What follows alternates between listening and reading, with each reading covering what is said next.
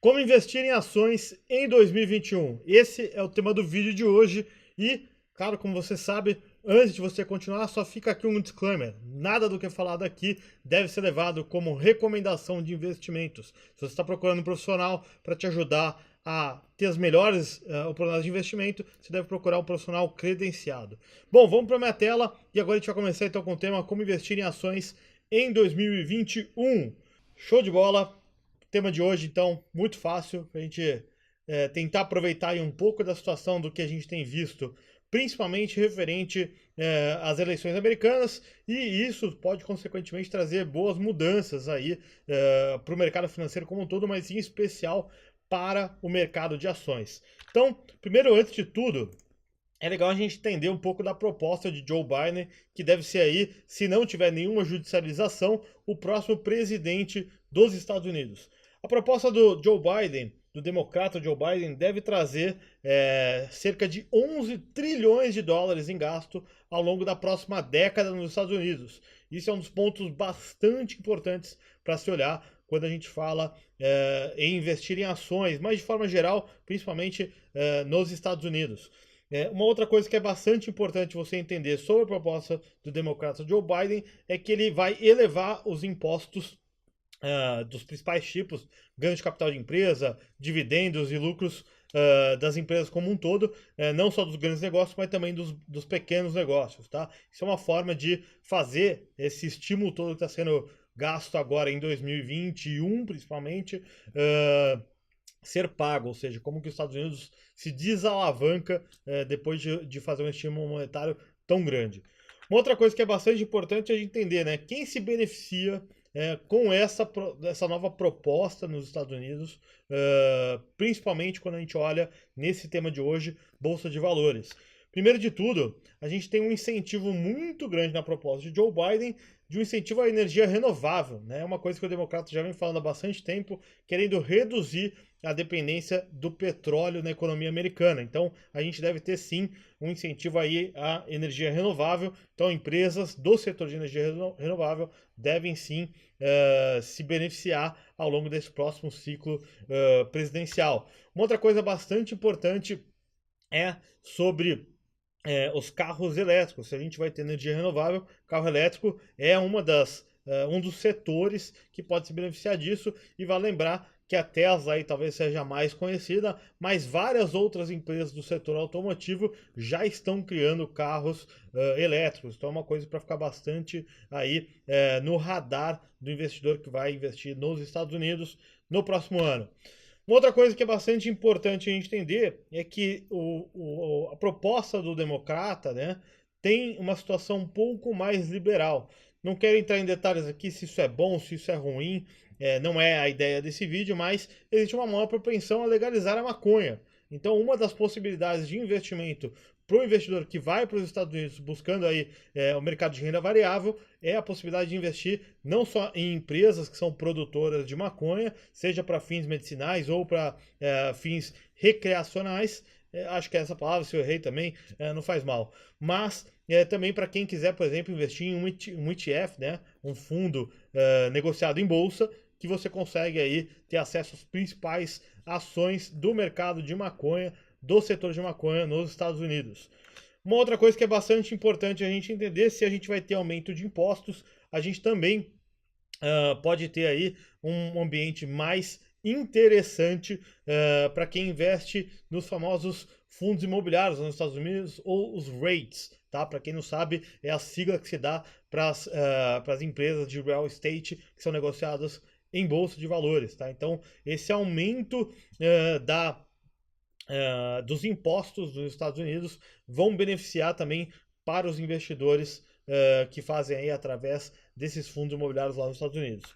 Uma outra coisa bastante interessante, que também está na proposta de Joe Biden, né, uma das formas de gasto desses 11 trilhões de dólares ao longo da próxima década é o investimento em infraestrutura. Então, empresas do setor de infraestrutura podem se beneficiar também bastante.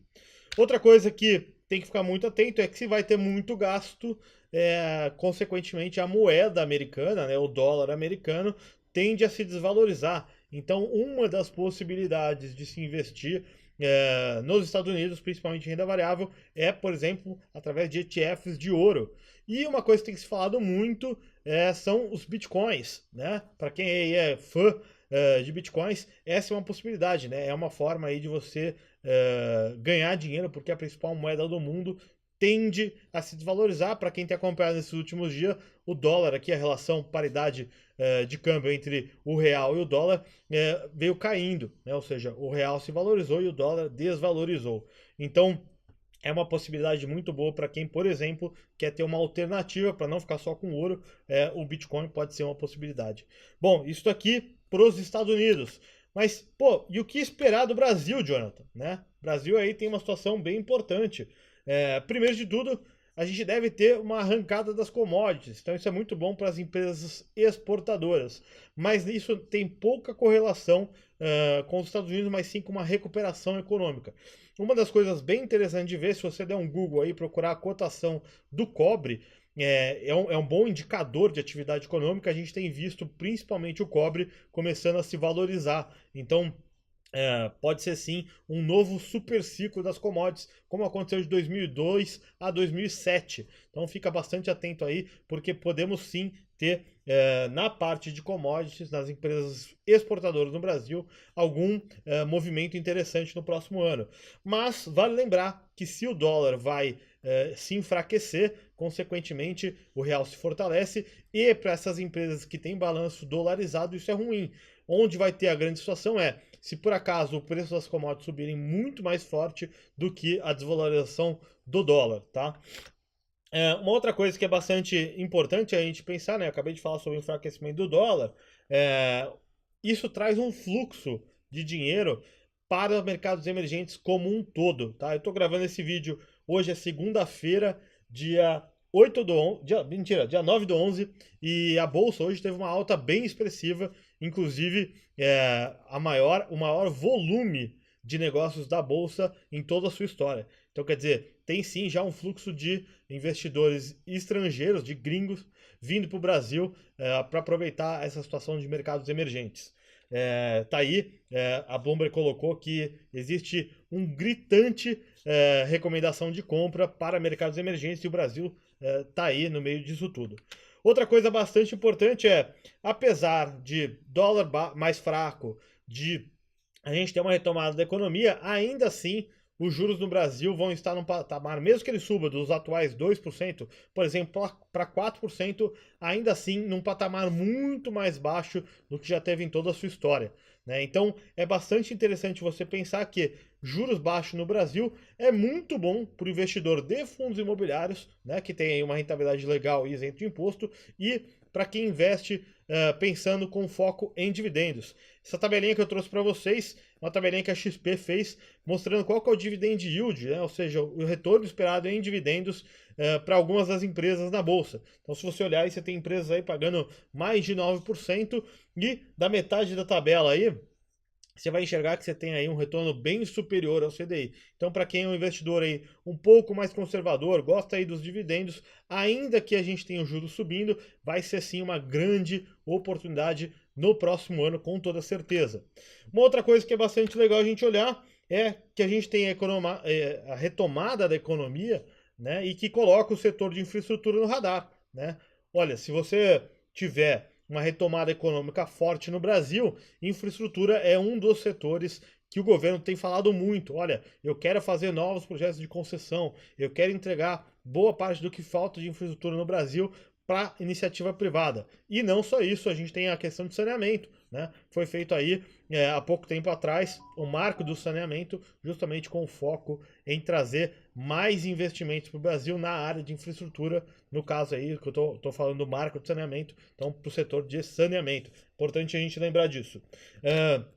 E uma outra coisa que tem começado a se falar mais ao longo de 2020, e eu acho que em 2021 vai se fortalecer, é a temática de ESG. Para quem não sabe, é uma temática que envolve aí os principais temas de ambiental, social e também de governança corporativa. Então é uma coisa que começou a se falar bastante aqui no Brasil em 2020, e eu, Jonathan, acredito que no próximo ano, em 2021, a gente vai acelerar nessa temática, ou seja, mais e mais empresas vão tentar ser mais ESG possível para poder cair no gosto dos investidores, principalmente dos investidores lá de fora, tanto da Europa quanto dos Estados Unidos, que olham bastante para isso. Uma coisa bem legal, tem alguns estudos de algumas gestoras aqui no Brasil, de que as empresas que têm aí um grande foco em ESG tendem a ter melhores retornos no longo prazo. Então eu acho que é uma coisa que o mercado brasileiro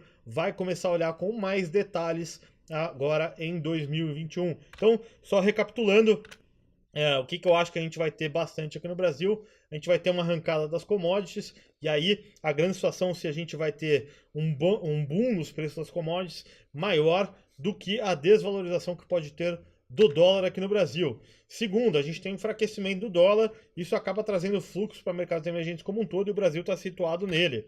Terceiro, nós devemos ter uns juros baixos ainda, apesar de talvez subir no próximo ano, mas ainda muito interessante para o investidor em fundos imobiliários e com foco em dividendos.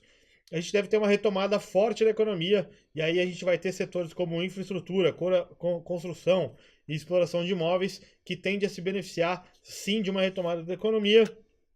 A gente deve ter aí bastante foco de infraestrutura, está no radar dos investidores, principalmente dos estrangeiros, e a gente deve ter a temática de ESG se fortalecendo no Brasil. Bom, é isso. Vamos voltar para mim. Voltei.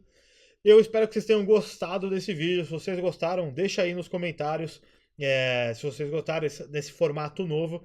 E óbvio, deixa também nos comentários qual o próximo tema que você quer ver aqui no canal. Tá? Eu espero que vocês tenham gostado e até o próximo vídeo.